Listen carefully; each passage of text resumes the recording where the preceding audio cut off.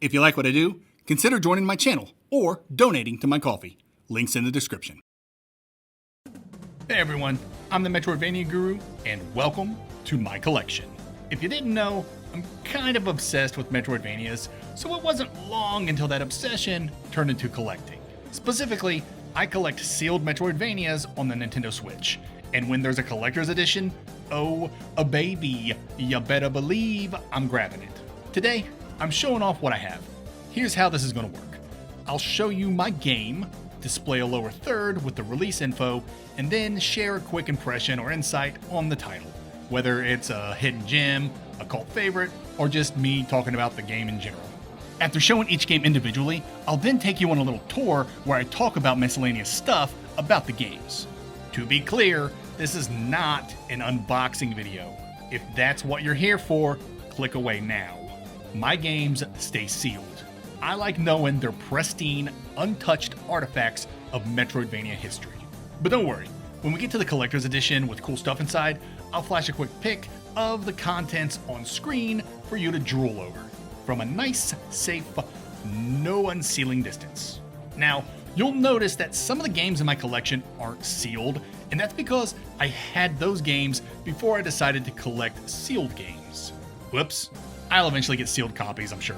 One last thing to note before we dive in, release dates are weird, especially when you're dealing with specialty publishers like limited run games or premium edition games. These companies often operate in vague shipping window territory, which makes it tricky to pinpoint when a game actually came out. So most of those, I went with the end of the pre-order window. It's not a perfect science, but what can you do? And as a bonus, at the end of this video, I'll share the value of my collection according to this app I found called GameEye. Is it legit or credible? I have no idea, but it'll be fun to share nonetheless. Alright, that's enough yapping. Let's take a closer look at these beauts. Honorable mentions. Deader School. Deader School looks like a Metroidvania, but it's not. What it is a fan service game with a competent, might I even say a good, narrative, and so much RNG loot that I'd keep this game away from any gambling addicts.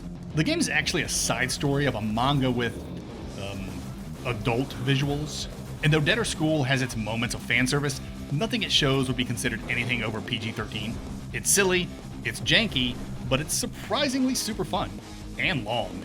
Like 20 hours if I recall correctly. Wife Quest. This is one of those so close to being a Metroidvania you can taste it games, but ultimately, I had to face reality and accept Wife Quest as just a platformer and not a Metroidvania. The main reason being you don't have to backtrack in any of its stages in order to advance. Seems didactic, but them's the breaks. And wouldn't you know it, it's another fan service game. Though it's relatively tame compared to most fan service games in the MV space, Mia mostly just spanks and stomps on big-breasted monster girls. If that's your thing, then go get this game, my dude.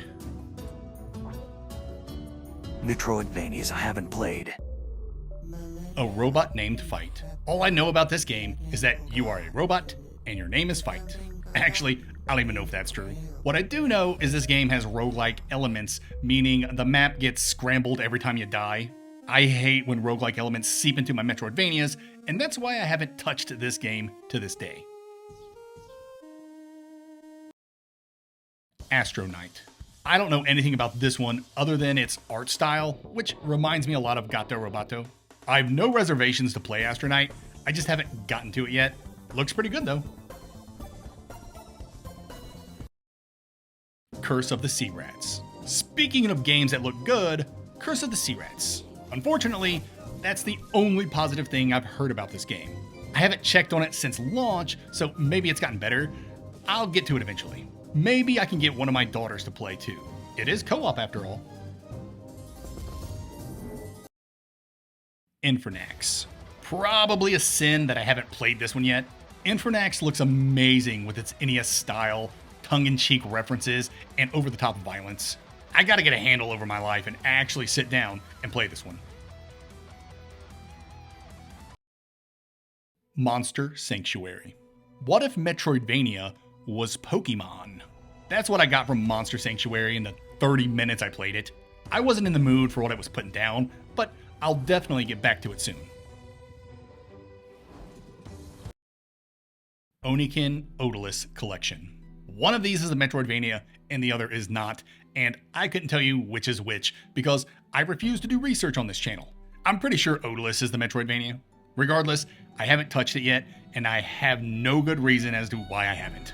I'm such a sucker for NES style MVs, I need to put this higher on my priority list. Skautfold Bloody Pack. It's funny because Usurper is the Metroidvania in this pack that I haven't played, but I played Shrouded Insanity, which is definitely not a Metroidvania. I don't know what it is. It's a very weird game, but I actually enjoyed it a lot, so I'm not certain why I haven't jumped on Usurper yet. Life's funny like that sometimes. Supraland, a 3D Metroidvania. Guru, how could you? Well, for what it's worth, I haven't played it yet. I hear it's pretty good, but the combat sucks, or it's repetitive, or gets boring. I can't recall which, or if it's both. I've also heard it's a puzzle game, and y'all know how I feel about puzzle platformers, regardless of the dimension they're in. Metroidvanias I've played. 9 Years of Shadows. An absolutely beautiful game. The pixel work here is top tier stuff. Apparently the music's really good too. I mean, I like the music, but it supposedly plays at a healing frequency. I don't know anything about that, but I do know the game has a few legendary composers attached to it. Michiru Yamane, who worked on Castlevania Symphony of the Night, Manami Matsume, famous for Mega Man, and Norihiko Hibino, famous for Metal Gear Solid 2. And they all appear in this game. Afterimage. We got ourselves another beautiful Metroidvania. Afterimage is one of my favorite MVs of all time, and I often refer to it as a Metroidvania fan's Metroidvania. If you're as obsessed with the genre as I am, I'd wager you'd love Afterimage. There's a lot to do, a lot to discover, and just a lot of game here. I'm pretty sure it's the largest Metroidvania ever, with Eterna Noctis having more rooms, but less area than Afterimage. Animal Well. What a surprise this game was. Developed over 7 years by a single dude who created the game's engine, Animal Well's atmosphere, environments, and vision are immaculate. The game's described as having layers to it, 4 last time I counted, and each of the latter layers requires a ridiculous degree of scrutiny that I just do not find fun. I got through the first 2 layers, beating the game and then achieving its true ending, and found that to be well worth the price of admission. Astalon, Tears of the Earth. Another one of my favorite Metroidvanias of all time. The exploration in Astalon is among the best I've experienced in a Metroidvania, and it does this by using this key system that lets you take keys from one biome and use them in another. I know that seems really simple, but because of this, there are so many areas in the game that make it feel like you shouldn't be there, and it's that feeling I long for in Metroidvanias. Axiom Verge 1 and 2. Got a couple of games here. You'll find Axiom Verge 1 in many top 10 Metroidvania lists, and for good reason. It's fun, has amazing exploration and unique abilities, and it's full of secrets, lore, and an incredible narrative. Axiom Verge 2 deviates from all that to focus on expanding the universe's lore, so I can see how most players prefer the original over the sequel. I myself prefer the sequel thanks to its incredible level design and dual map integration and overall creativity, but you really can't go wrong with either game. Beyond the Ice Palace 2. This game is definitely for the old heads out there. Beyond the Ice Palace 2 plays like a classic Vania with its intentionally rigid controls and stage-based structure. A lot of MV enthusiasts don't consider this game to even be a Metroidvania, but I'd argue it has more MV DNA in it than it doesn't. But that's neither here nor there. I love this game, and I think it looks great in my collection. Blasphemous. I think everyone knows Blasphemous at this point and agrees its macabre pixel art and creepy story are top tier. This is another game that people will swear is not a Metroidvania, which could be true if you only played the game at launch. But if you played through the Wounds of Eventide DLC, then you'd know the game is absolutely a Metroidvania. With brutal visuals and brutal difficulty, Blasphemous is one of the best MVs out there, even if it is a bit non-traditional. Blasphemous 2. And then the sequel came out to be the most Metroidvania that's ever Metroidvania'd. Actual traversal upgrades that make Penitente faster and more fun to use as the game progresses? We've truly been blessed by the miracle. Add on the multiple weapons you can switch on the fly, a leveling system, and an insane amount of collectathon side quests, and you have yourself the superior game in the franchise. For the miracle. Carrion. Billed as a reverse horror game, you play as the monster, stalking and killing your prey. Carrion's a very fun game, but it's not the best example of a Metroidvania, and that's fine. There's still lots of fun to be had by wrapping your tentacles around unsuspecting soldiers and bashing them against every surface in the vicinity. Castlevania Advanced Collection. This collection contains the 3 Game Boy Advance Castlevanias, Circle of the Moon, Harmony of Dissonance, and Aria of Sorrow. Games that are each good in their own right, with Aria being my favorite Igavania to date.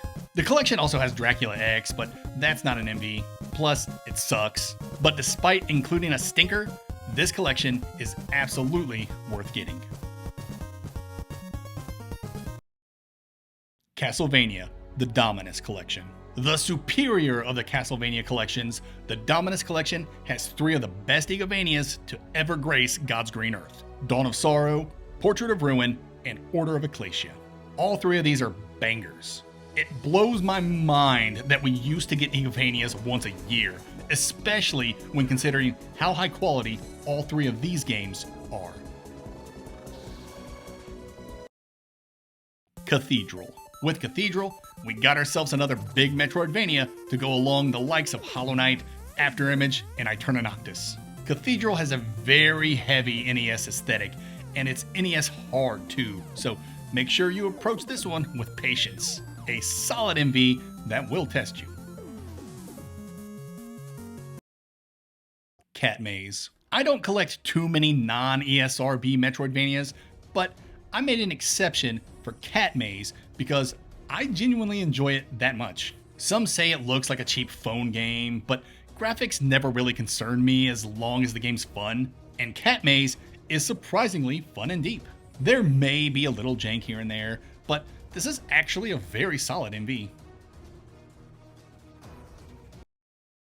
Cave Story Plus. Another game people will say isn't a Metroidvania, Cave Story is a legend. I was in college when it initially dropped, and all my friends would not shut up about it. And they were right to be so enthusiastic. This game is so freaking good. Personally, I don't think it's aged well, as I have a hard time getting back into it nowadays, but I'll always have those memories of staying up late to get the true ending and to find the entrance to the blood-stained sanctuary. Death's Gambit Afterlife. Another one of my favorite Metroidvanias of all time. I get a lot of pushback from people telling me it doesn't deserve the S tier ranking I gave it, but it absolutely does. The things Afterlife does and the places where it goes, not many games hook me the way Afterlife's exploration and narrative did. And I'm always a sucker for Souls-like leveling and character builds. I can see how someone who's only played Death's Gambit without the Afterlife expansion might see my ranking as ludicrous, but I'd implore you to play the game with the expansion. It's a whole different experience. Demoniaca Everlasting Night. If any game in my collection deserved a Razzie Award, it'd be Demoniaca Everlasting Night. This game is just not good. And this is coming from an actual fan of the game. I do genuinely love this game for its effort and style, but its controls are so bad. Trying to combine fighting game mechanics with platforming is just never a good idea. Check this game out if you really want to play something off the wall. Just know it is only barely playable. Disney Illusion Island. Disney Illusion Island is a cute little co-op game you can play with your kiddos. There's not a whole lot I can recommend here, as I was actually falling asleep as I played through this one. Granted, I played solo, but still, not a good sign. The doinksoft collection. I went with the doinksoft collection to represent Gato Roboto because the Special Reserve Collector's Edition was shipped with a busted cart. Basically, the wrong version was shipped containing a game-breaking bug. Special Reserve Games later shipped out the proper cartridge to all affected, which is cool, but I personally don't want a loose cart just hanging around in my collection. Thus, I thought the doinksoft compilation was a good compromise. Gato Roboto is the only MV in the 3-pack, and it's a pretty darn good one you can beat in like 3 hours. Dust and Elysian Tale. Dust is definitely a product of its time. Not that it's bad, in fact, the visuals still hold up. I was more referring to all the indie game references you'll find in it. It feels like a time capsule of the era when the indie scene was truly becoming a scene. It's fun to revisit, and it's still fun to play to this day, especially if you're into Muso games, because in this game, you're basically an overpowered dude whirlwinding through legions of worthless goons. And I'm down for that. Elderand. Elderand is MV junk food. Not a lot here, but what is here is pretty good. The game doesn't do anything too innovative within the genre. In fact, the path to its true ending is ripped off wholesale from Symphony of the Night. But I ain't even mad because the game is just that fun. Its strength lies in how short the experience is, coupled with how dense the world is. Top that off with a leveling system that actually offers build types, and Elderand is more impressive and fun than it initially lets on. Definitely a hidden gem. Ender Lilies, Quietus of the Nights. What can I even say about this game? If you watch my channel, then you know how much I love it. Ender Lilies is beautiful, has amazing music and atmosphere, and its narrative is so freaking good. People push back against me for placing it in the S tier because they don't like the game's combat, but I love its combat. I don't have a negative thing to say about it. I hear all the time, but the final boss is too easy. First off, every boss is too easy when you're good like I am, so get on my level and miss me with that crap. And secondly, and seriously, that was done for a reason. Like I asked in my Ender Lilies review, what are you willing to sacrifice for a game's narrative? That final boss's quote-unquote easiness is intentional, and I love the game for it. F.I.S.T, Forged in Shadow Torch. If you like intricate and fleshed out combat in your Metroidvanias, then F.I.S.T is your game. Ray can switch between 3 different weapons, and if you're good enough, you can incorporate weapon switching into your combos to really bring the hurt to the dogs running the streets. Finding Teddy 2. Another non-ESRB exception, I have a very soft spot for Finding Teddy 2 thanks to my love for the phantasmagoric fantasy flicks I grew up with in the 80s. The Dark Crystal, Labyrinth, The Neverending Story. I get some real Jim Henson vibes from this game. And its musical hook where you use an instrument to talk to NPCs and find secrets is incredibly cool. Just note that, for some reason, the game is called Chronicles of Teddy, Harmony of Exodus over on Steam. And I don't know why. Ghost Song. Another one of my all-time favorite MVs. Ghost Song has one of my favorite atmospheres in the genre, and that's thanks largely in part to the game's sound design and music. The visuals are outstanding, and so is its voice acting and narrative. There's just so much to love about this game that has nothing to do with its gameplay, which I find to be really fun. Rarely have I played in an MV world that feels so alive. Ghost Song is another hidden gem. GRIME. GRIME is a very unique game full of weird imagery that's both grotesque and artful. And it's hard as hell. When it comes to Soulsvanias, GRIME is one of the best with its high difficulty, obtuse storytelling, and build-based leveling systems. If you're looking for something a little on the tougher side, GRIME is one of the toughest out there, and most rewarding. Hollow Knight. Hollow Knight is probably the most celebrated MV to ever exist, and developers are still taking inspiration from it to this day. I'm not going to harp on Hollow Knight for too long. You know what it is, I know what it is, and what it is an amazing Metroidvania that kickstarted the golden age of MVs that we are currently living in. It's no wonder people are impatiently awaiting its sequel, Silksong. Indivisible. Indivisible is a very strange MV/RPG/fighting game hybrid brought to you by the developers of Skullgirls. Combat's turn-based and all about juggling. If you've ever played Project Cross Zone on a 3DS or any of the other titles from that franchise, then you'll be very familiar with its combat. Indivisible is an alright game that feels a bit unfinished, but I still had fun with it. The Night Witch. The Night Witch is a weird Metroidvania and one I'm glad I have in my collection. It's a free-roaming shoot-'em-up deck builder with an involved narrative full of dialogue trees. And it's tough too. Thankfully, it has accessibility options to get you through if you find things too much to handle. I like the game, but I think it's just too much. I'm all for experimentation in my Metroidvanias, but the Night Witch deviates a little too much for me. Still a pretty solid game though. La Mulana 1 and 2. I've completed La Mulana, but I haven't even touched 2 yet. I'm still traumatized by the original. I ended up beating La Mulana with a guide, but I played a huge chunk of that game without one, and let me tell you, it is not for the faint of heart. La Mulana is the hardest Metroidvania ever made, and it's not even close. The controls are stiff, the puzzles are cryptic, and huge swaths of the map are available to you at any given moment, making puzzle solving really difficult with all the backtracking. And even though I'll probably never touch the game again, I respect the heck out of it. The Last Faith. The Last Faith is if you took Bloodborne and Blasphemous it, and what comes out on the other side is something right up my alley. Amazing art style, incredible atmosphere, fun combat, and that Souls-like leveling and build system that I get stupidly addicted to. I played the game at launch and found its tough difficulty to slide drastically once I unlocked the monster form, but I hear things have been balanced better since then, which gives me a reason to jump back in. Metroid Dread. Probably the 4th best Metroid game behind Super Metroid, Metroid Fusion, and Other M. Metroid Dread feels like a dream come true after all the teasing and rumors. Now that it's here, oh baby, is it slick. Playing as Samus Aran has never felt so smooth. And the game's challenging to boot. I think the final fight with Ravenbeak took me a dozen or so tries. But I'm also terrible at parrying, so cut me some slack.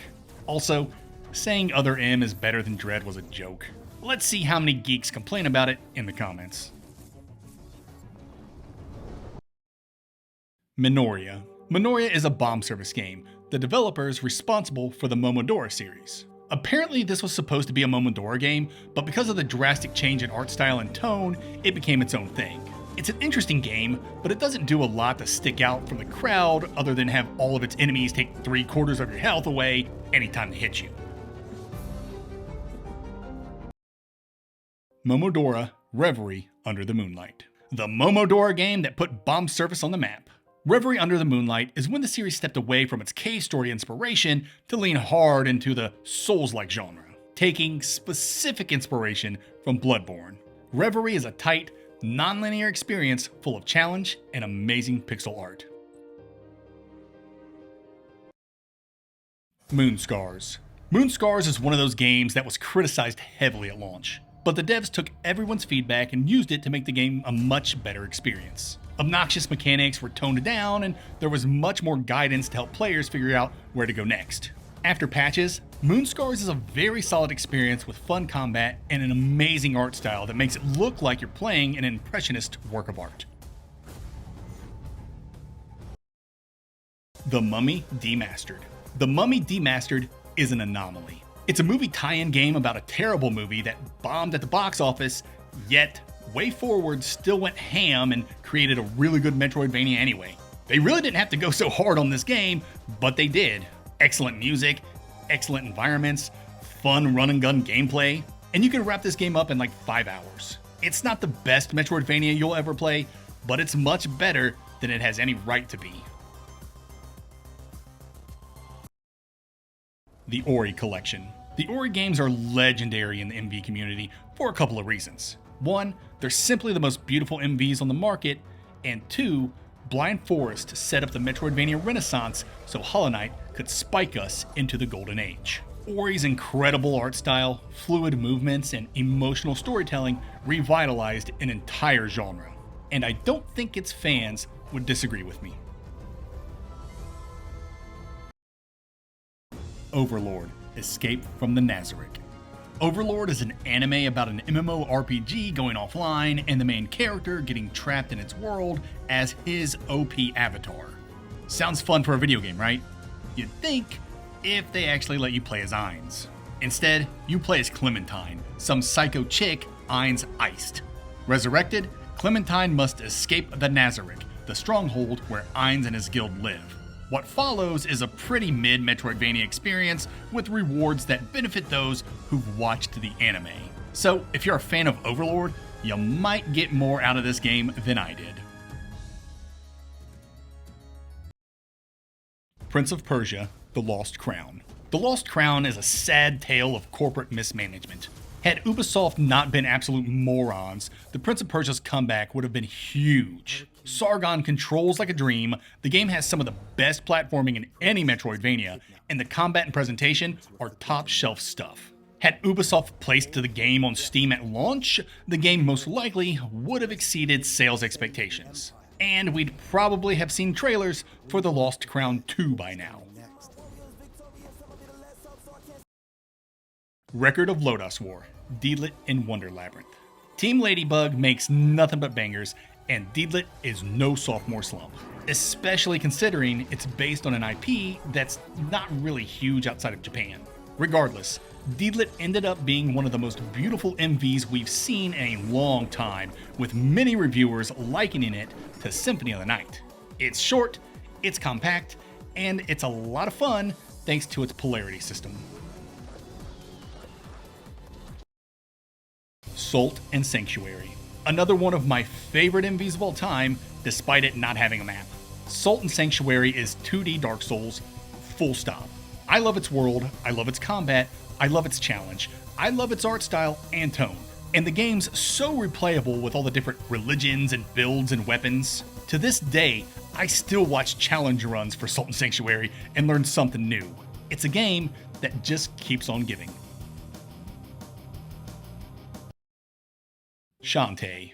And a star was born. Shantae for the Game Boy Color was a technical marvel for its time and introduced the world to the half-genie hero, her buxom rival Risky Boots, and a whole assortment of side characters we'd grow to love within the next couple of decades. The original Shantae is a decent game with a cool day-to-night cycle, but it's tough to go back to today due to the constraints it had on its original hardware. That and the fact that it couldn't tell the difference between East and West. Shantae: Risky's Revenge. Risky's Revenge was a make-or-break moment for the series. After being dormant for nearly a decade, Shantae's sequel released as a digital-only game on the Nintendo DSi's DSiWare shop. Don't know what any of that means? Go ask your grandparents. Thankfully, the sequel was met with great reception from critics, fans, and gamers alike, due in large part to the game's revamped graphics. Risky's Revenge did everything its cult classic original did, but bigger and better, all while looking better while doing it. Shantae and the Seven Sirens. The latest game in the Shantae franchise, Seven Sirens takes the series back to its Metroidvania roots. Not that it strayed too far off, but the previous game, Half Genie Hero, really flexed the genre's definition. Seven Sirens takes a page from Pirate's Curse and ditches the dancing. Now, Shantae can transform with the press of a button, and this decision improves gameplay's flow so much. Though, if you still want to dance, Shantae can, but dances are reserved for special moves instead of platforming fundamentals. This was a brilliant move. Sheepo. This is where my one-sided man crush with Kyle Thompson began. Sheepo's a fast-paced, platform-heavy Metroidvania with zero combat and excellent music. It's short, it's sweet, and it's full of goofy humor and that signature Kyle Thompson art style. SteamWorld Dig 2. SteamWorld Dig 2 has one of the most addicting gameplay loops in a Metroidvania. Dig, find gems, return to surface to restock and upgrade, dig better, find better gems, and repeat ad nauseum until you complete the game. There's much more to the game than that, like platforming, combat, and exploration, but all that's just icing on the cake that is this game's addicting digging loop. Tevi. If you love Rabby Ribby, then you're gonna love Tevi. Though the game has a bit too much dialogue for my liking, it does so many other things that I like. Huge and expansive world, an unprecedented amount of customization, finding and crafting stuff, and the boss fights are simply something else. Imagine a bullet hell, but you're just a bunny girl without a spaceship. This game is hectic and goofy, and you gotta love it. Time Spinner. Time Spinner is one of those period piece games that replicates an era I wish more devs would consider, and that's Squaresoft's 16-bit heyday. One look at Time Spinner and you instantly get transported back to when Chrono Trigger, Final Fantasy III, and Secret of Mana were the peak of console presentation. And Time Spinner's music complements your trip back in time.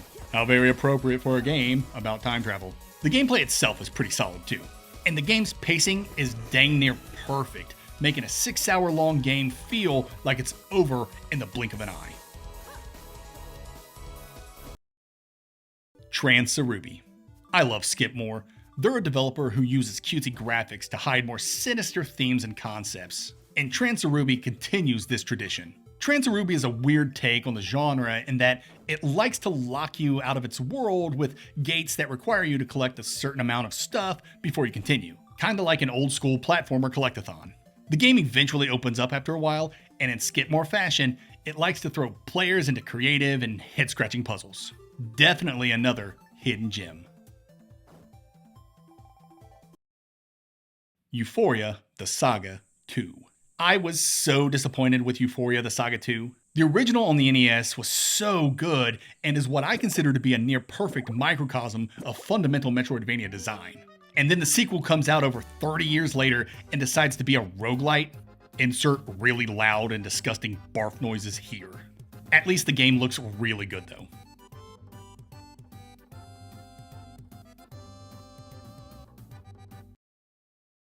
Unsighted. Here we are with another one of my favorite Metroidvanias of all time. Unsighted tries its very best to push people away with its time limits, but I swear it's not that bad. And if you think it is that bad, just turn the time limit off. But I implore you to play with it on in your first playthrough so you can experience what the game is doing. It's an amazing experience. Plus, I love the game's combat and atmosphere, and Unsighted is a speedrunner's dream with how easily you can break everything in this game. Even I, a non-speedrunner with an aging millennial brain, found some really cool skips. There's so much about this game I want to gush about, but I'll let you find all that on your own. Vernal Edge. If there were any MV protagonists who moved more fluidly than Ori, it'd be Vernal from Vernal Edge. She's quick, she's smooth to control, and she fights like Dante from Devil May Cry. She has this really cool mechanic where she throws her sword at enemies and can follow up with a homing attack that recharges her HP. And the open world sections look like an old school PlayStation 1 game. And boy, is this game tough. Vernal Edge is another MV hidden gem. Xeodrifter. Xeodrifter is a fun little microvania with a stage-based structure and a chunky pixel art style. It has some cool abilities like a high jump that basically keeps going until you crash into something, and it has an interesting gimmick of going in and out of the foreign backgrounds. The bosses are pretty repetitive, with you basically fighting the same bug boss several times throughout the course of the game. For how transient the experience is, it's fine enough to blow away an afternoon. Yars Rising. WayForward has done it again. They took a well-established IP and converted it into a pretty decent run-and-gun Metroidvania. And like with most WayForward releases, Yars Rising is teeming with style. Witty writing, good voice work, smooth 2.5D visuals, and you gotta love that soundtrack. The game's hacking minigames are a highlight, giving off some WarioWare vibes with how fast and frantic they can be. Yars Rising is an IP revival I did not see coming. Live tour. Hey everyone, this is going to be a little bit of a guided tour of my collection. I'm just going to talk about some miscellaneous things that you might be interested in.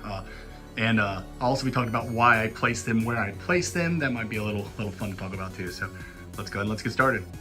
First up is the Metroid shelf. I have Metroid Dread right there.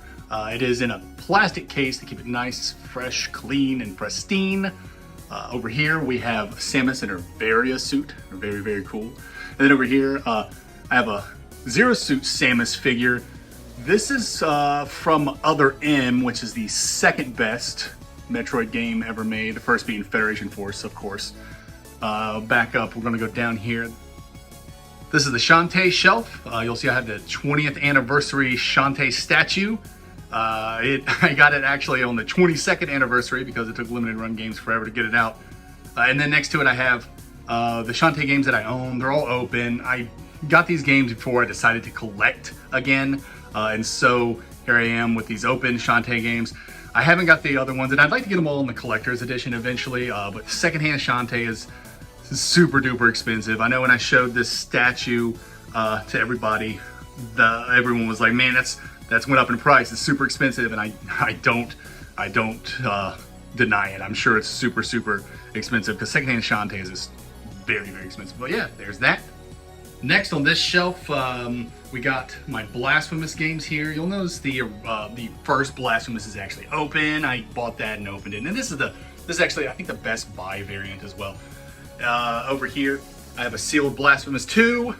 And I got this before I knew they were going to do a Blasphemous 2 Collector's Edition. So, of course, I got that. And then over here, I got a little dust on the shelf. I should probably clean up. Anyway, yeah, so there's dust sealed. There's a little card that limited run games, I don't know if they do that anymore, but there's one of the cards that came with it. And back here's the vinyl. So if I ever wanted to bust out my record player and listen to dust, I certainly could. So there's that shelf, pretty cool.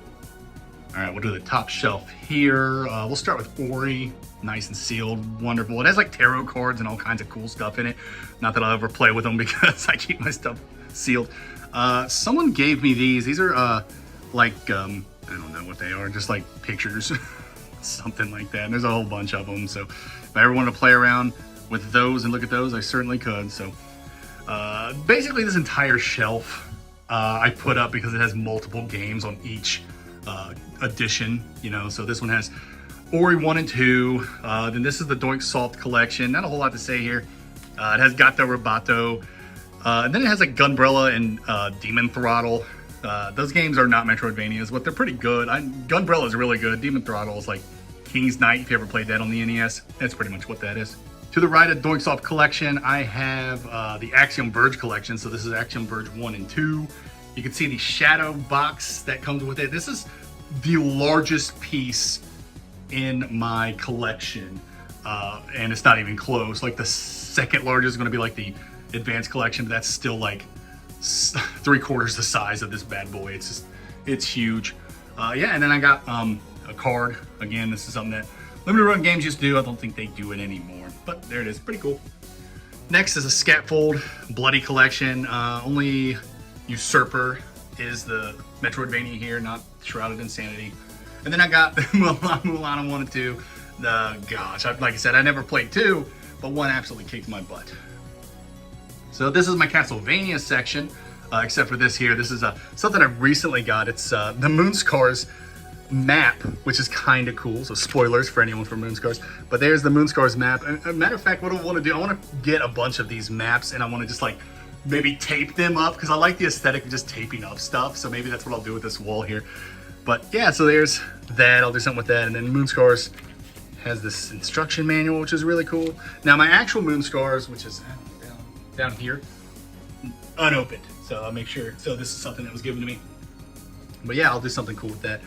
But anyway, back to the Castlevania. I got this really cool Aria of Sorrow print right there. Framed it really awesome. I think it came from the Konami store or something like that. Same thing with this variant here of the Dominus collection. I bought the Ultimate Edition from Limited Run Games. I don't think it gets here till July. So it's just like holding space right now. But yeah, I think it would be really nice once I have both here. So I have the Advanced Collection here, which has the GBA games, And then over here will be the Dominus collection. So I think that'll be really, really sweet looking. This is my Record of Lodoss War section. I got a couple of things here. One is the ESRB release of Record of Lodoss War, which is now out of print. They reprinted this, and Quietus, which is the dark elf with all the cleavage that you see there, they've covered her up in the latest prints. So I don't know what that's going to mean for the original print that I have. If it's going to go from rarity or something like that, I don't really care. I'm just glad that I have it. I might have to go and get the reprint just to say I have that one as well. And then next to it, I have the what is that? Oh, it's the art book and soundtrack for Record of Lodoss War, Deedlit in Wonder Labyrinth. This is something that was only in Japan. Maybe it was in the UK. I can't remember, but I know it's not in the ESRB release, so that's why I had to get it. I think it was only like 10 bucks. Wasn't that much, at least when I bought it. So cover looks really cool on it, and of course it's sealed because I'm a dork. And this is what I call my gay section. This is for Metroidvanias that have gay protagonists. So we got Unsighted, and we have Time Spinner here. And when Cookie Cutter releases its physical release, I am absolutely going to put it into the gay section here. And so this Time Spinner is actually the Best Buy variant, and it's also been opened, which is unfortunate. Eventually I'll get the special edition or the collector's edition of Time Spinner when the time's right, but yeah, I'd love to get my hands on that and replace this opened version that I have. But yeah, these are two really good Metroidvanias. Unsighted absolutely being one of my favorites. Next is Tevi and 9 Years of Shadows. There's really no rhyme or reason why these two are here. I just think they have very pretty art. I love the cover art for these games, and so that's why I put them together. I thought it was kind of cool. I'm just gonna move on down here. Here I got my Soulsvanias. I got Salt Sanctuary, Death's Gambit, Afterlife, and of course The Last Faith. I love all three of these games. I'm a big fan of Soulsvanias, so putting them together is a whole lot of fun. It says here that it comes with a sticker, Death's Gambit, poster and stickers inside, so that's kind of cool. And then what's it say here? Includes two-sided poster, adventurer's manual, original soundtrack, and then a download code. So yeah, sure. But yeah, these are all sealed. Really, really cool. Moving over. I'm in a swivel chair, so it makes it easy. This is my bomb service games right now. So you can see Momodora, Reverie Under the Moonlight is open, which is unfortunate. There is a collector's edition. I'm going to try to get that. And then my Minoria is closed or sealed, if you will. So these are both pretty good games. I really like Reverie Under the Moonlight. That's a fantastic game. Next. This is my, I don't even know. These are my M-rated games, I think is what I did here. And so I got Demoniaca, Everlasting Night, Elderand, and Infernax, all sealed. This Demoniaca, there's actually two versions of it. There's the Elite Edition, which I have here, which has that kind of glossy, reflective cover, right? And there's the original edition. And when I was looking at the prices using GameEye, apparently the standard edition for Demoniaca is rarer than the Elite Edition. I don't know about that, but it seems like it. So if anyone can fact check me there, that'd be great. But yeah, these are my M-rated Metroidvanias. This is my non-ESRB section. I collect mostly ESRB or North American releases, but sometimes I will get other regions games if I really like the Metroidvania or I just want it in my collection. As you can see, I have Finding Teddy 2, the definitive edition there, and I have Catmaze. Both are really good Metroidvanias in my opinion. Finding Teddy 2 is weird. It's not called that on Steam. If you want to play that game, it's called like Chronicles of Teddy, something like Harmony of Exodus or something like that. I don't know why it has that disparity between the names, but there you go. And then Deader School in the back is actually not a Metroidvania. I have it as an honorable mention. I bought it thinking it was a Metroidvania, and I still have it.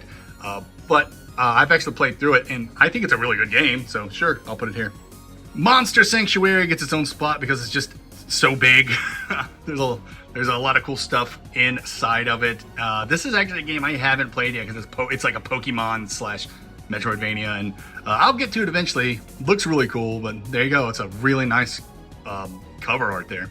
Next, we have Euphoria the Saga 2, probably one of the worst Metroidvanias ever made, which sucks because Euphoria the Saga 1 is amazing. Absolutely one of my favorite Metroidvanias of all time. This is the European edition As you can see, the Peggy 3 down there. There was also an ESRB release. I elected to get this one simply because it was the deluxe edition. So there it is. And then next to it is the soundtrack for both games, which I thought was interesting. Down here, this is my, I guess, my medieval-ish collection. I don't know. I just put them together because I like they're all kind of brutal. We got Beyond the Ice Palace 2, Moonscars, which I really love that game a lot, and then the Onikin Odallus collection. I haven't played that game back there, but they are all sealed and really cool. A couple more non-ESRB games here. GRIME, which I think everyone should know. That's a really fantastic game. And then Ruby. So I figured I'd get both of those because I love them so much. I wish they would have an ESRB release, but that's not in the cards. You can also see their super rare games, the publisher, and because of that they come with this I don't know, baggie that they come in. I haven't even taken them out of a baggie, I just leave them in them, so maybe that's stupid. You let me know. Curse of the Sea Rats and Vernal Edge. I don't really have a whole lot of reasoning why I put those two together. I just thought I liked the blue that they were using. I have not played Curse of the Sea Rats. I hear not good things about it other than it looks good. And then Vernal Edge I actually played through on launch, and I love that game. I think that's a hidden gem. Everyone should give Vernal Edge a try, in my opinion. All right, moving from that shelf to this one, we have Ender Lilies. I think anyone who's watched my channel knows how much I love this series here, especially this game. I got 3 different versions here. In the back, I got the collector's edition. You'll notice it's actually the PlayStation 4 version, not the Switch version. I need to get the Switch version. I'd love to trade anyone who has a Switch version. I'll give you the PlayStation one right here. I chose the PlayStation one because it didn't have the stupid Switch red square, and I was like, oh, you can see more of the art. But then I changed my mind. I was like, I'm going to start collecting Switch games, and so this is just a remnant of that. But anyway, there's the collector's edition back there. And then if I back out here, I have 2 different Ender Lilies here. One is, the one on the left is the standard edition. And then the one on the right, I can't exactly remember. It's like an event exclusive edition. You had to like go somewhere to get it. I was able to buy it off eBay, of course, but there you go. Ender Lilies. Next to Ender Lilies, I have my, I guess my pacifist games.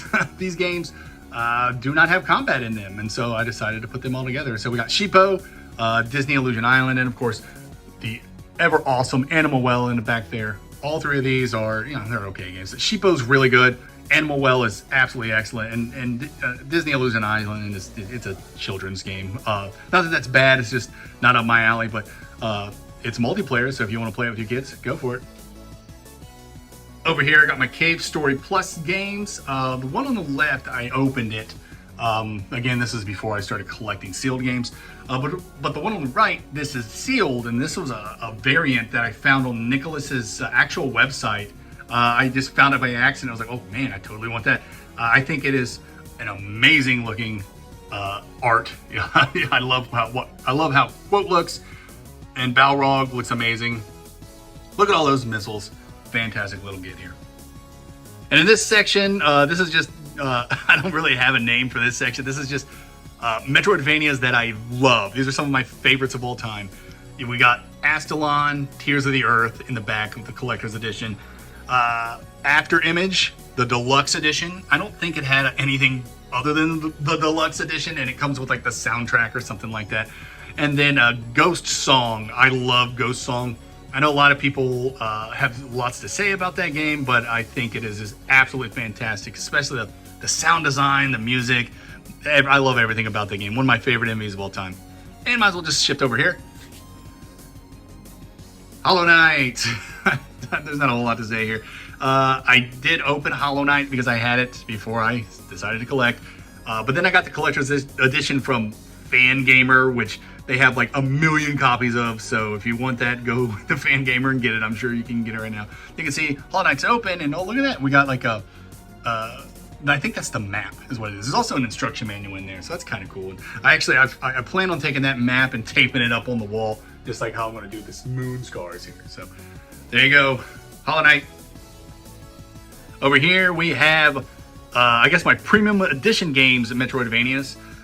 Wipe Quest not really a Metroidvania. It has Metroidvania elements in it, but it's an honorary one because I like it enough. It's pretty cool. And then Cathedral here. I don't hear a lot of people talk about that game. That's a pretty good game. It is large and it is hard. So if you're looking for something big, there you go. Play Cathedral. I have no idea about this section. I created it because I like these two games, so I put them together, Prince of Persia and SteamWorld Dig. Absolutely amazing Metroidvanias you should definitely have in your collection. Shifting over, this is my unorthodox section, I assume. So I have the Night Witch, which is like a deck builder slash shmup, which is a really weird combination, but it's a pretty good game. It's the deluxe edition as well. I don't think there's anything beyond the deluxe edition, so and it's probably just like a soundtrack or something. Supraland, a game I have not played, but I really want to. I hear it's a lot of fun, but it is like puzzle heavy, and you guys know how I am about puzzles. And then Carrion in the back, that is the Special Reserve Edition. Really cool game. All of these very unorthodox and non-traditional Metroidvanias. Over here, I don't even know what to say. This is like little robot guy sections or astronaut guy sections, I guess. So we got Astronite and Xeodrifter. I had not played Astronite, and Xeodrifter is like really short, like 3 hours maybe. It's fun. And it's made by the people who also did Mutant Mudds. So pretty cool. All right, this is my IP section. These are Metroidvanias that have IPs attached to them. We got Yars Rising, which is way forward. And it's pretty good. Very, very great presentation, especially the soundtrack. I love the soundtrack to Yars Rising. Then we got Mummy Demastered. It's opened, unfortunately, but there it is. Pretty good. A lot of people really, really like this game. Good on them. I just think it's okay, but it's better than it has any right to be based off of the IP that it's based on. And then I have Overlord, the Escape from the Nazarick or something like that. It's an anime that I started to watch and I didn't really dig that much. I don't know, it's just not my kind of thing. But there's the game for it, and you don't even play as the main guy. You play as like this lady here, which I don't want to spoil anything about what happens to her in anime. But here she is in the Metroidvania game, and it is a huge special edition. As you can see, it's gigantic. It's pretty cool. But yep, that's my IP section. Over here, I have my steelbooks. A Robot Named Fight actually has a collector's edition, the retro edition. I've done everything I can to get my hands on it, but every time I almost have it, something screws up and I don't get it. So I don't know. But I do have this Steelbook edition, which is pretty nifty. I like it a lot. And then, of course, I got the limited edition F.I.S.T here, which comes with the Steelbook that it's in, 3 lithographs, sticker sheet, and a digital soundtrack, which I'll never get to because I'm not opening it. But there you go. Got my Steelbook. And, well, I guess we'll end it up with Indivisible. This is kind of cool. This is, you get this collector's edition by being a backer to its Kickstarter campaign. I was not a backer, actually, but I did get this from somebody who was selling it on eBay, so they gave me a pretty good deal on it, and I got it, and there it is. Pretty cool. I've played the game. I think it's all right. It's from the people who did Skullgirls, and it's like a fighting game / Metroidvania. It's very interesting, very weird, but yeah, that's Indivisible, and it's Kickstarter backer collector's edition 10. And there you go. That's my collection in a nutshell. I have a lot more games coming to add to it, so I'm probably gonna have to get another one of these shelves or some sort of alternative way to present these, but this is kind of my makeshift way to show off my collection just for this video, because I kept promising I was gonna show this off, and well, this is the promise being fulfilled. So there you go. I hope you like the video. Hope you like what you see here. And I don't have anything else to say. I'm just this is mostly just gonna be B-roll. So yeah, you enjoy the rest of the video. That's my collection, and it's still growing. I have so many Metroidvanias pre-ordered that are still in production, or I'm waiting to get shipped. Gal Guardians, the Messenger reprint with the DLC on cart, the latest Momodora, Morkel Regast's Rage, because Euphoria the Saga 2 and Demoniaca aren't stinking up my collection enough apparently, and so many more. And this leads us to our grand finale. What is my collection's estimated cost. Drum roll, please. As of April 2025, according to GameEye, my collection is estimated to be worth $4,197. And there you have it, my collection in its entirety. There are some glaring gaps I fully plan on filling once the time's right. I'd say my top 3 Holy Grail titles for my collection would be Shantae and the Pirate's Curse Collector's Edition, the Guacamelee 1-2 Punch Collection, and the Blasphemous Collector's Edition. Will I ever get them? Only time will tell. That's the fun part about collecting, right? Anyway, thanks for checking out my collection. I hope you enjoyed the vid. This was a lot of work, so leaving a like would be pretty rad of you. And make sure you subscribe so you get my latest vids when they drop. Later, nerds.